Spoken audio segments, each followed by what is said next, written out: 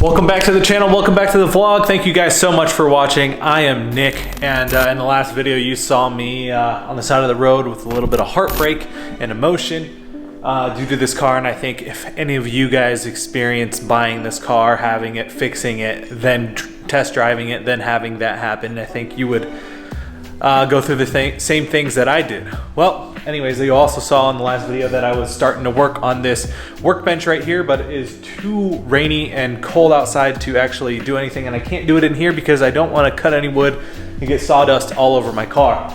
So what I'm going to do today is I'm actually going to drain the rest of the oil out of the car, and we'll see how much oil actually comes out. Mario had said that there should be some oil left back in the car, and then we're gonna order some parts and hopefully get those parts in, and maybe by the end of this video we'll get them on. I'm not exactly sure, but as you can see, there has been a break in vlogging and everything, and that is due just to a lot of things going through my mind and everything, and just kind of taking some time for myself. So with all that being said, I'm not exactly sure when I plan to release vlogs. I was trying to do Monday, Wednesday, Fridays on YouTube with the same video following up on Tuesday, Thursdays, and Saturdays on Facebook, but I'm not exactly sure where I'm gonna do or how I'll do it moving forward. At least not until the car is back up and running or I got a proper game plan for this car. So without further ado, let's get underneath this car and drain the rest of the oil out. Alright guys, so I don't know how well you guys can see this, but there is oil coming out of the oil pump right now, and actually this is a couple inches deep right here, and I left the plug in purposely so I can actually just feel around in there and see if there's any metal shards or shavings or anything like that, which I haven't seen yet, but as you can see, the oil is still draining out of there, and there's actually quite a bit in there.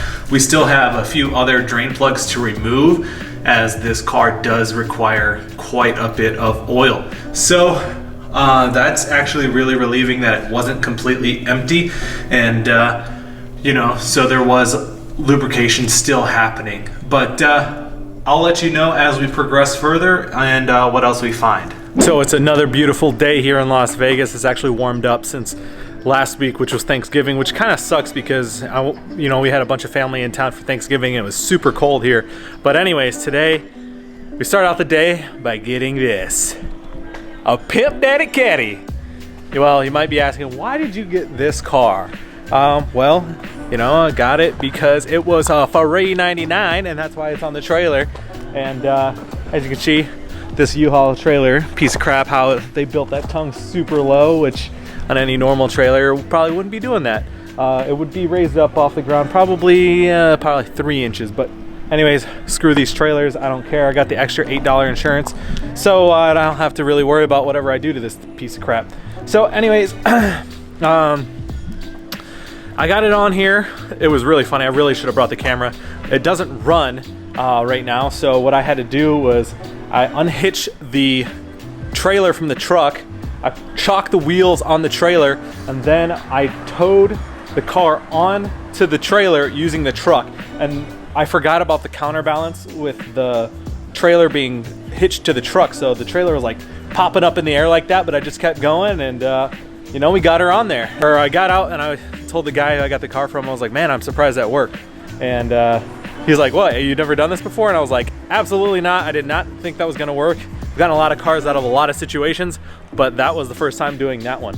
So yeah, glad it worked. And time to get this thing off the trailer, and I'm not exactly sure how I'm gonna get it off of here, but I do have a plan, and I guess there's only one way to find out.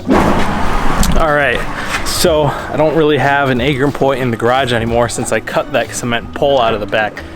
So what I did is I hooked it up to the bottom of the car right here to the subframe, and I hooked the other part using a soft strap to the quick jack.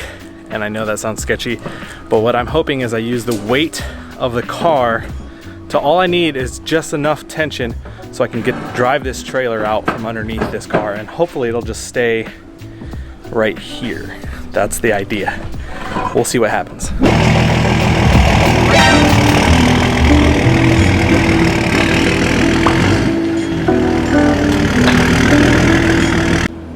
Personally, I think you're a fucking idiot.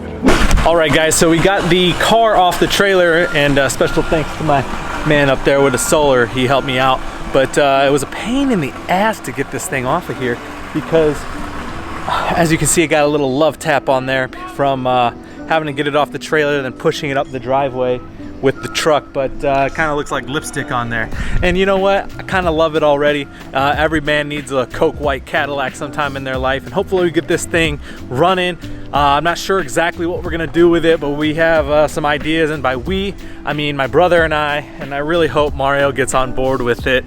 I'm not sure exactly what we'll do, but more to come with the Cadillac. But right now you can see that I am actually working on the bench for the garage, and it's coming along nicely. Here's the frame for the bench and everything. This is where the table saw will sit, and it'll sit flush with the top of this. And right here is where the miter saw will sit, and that's going to sit flush with the top of the table. Also, when you're not using it, you'll be able to fill this piece back in, take the miter saw out, and store it down there. So it's all coming together. It's really heavy duty. I'm gonna add a few more casters to it, and that way everything rolls nicely. There is no hiccups, and hopefully it becomes one hell of a workbench for me. And you know, I'm pretty excited about this project.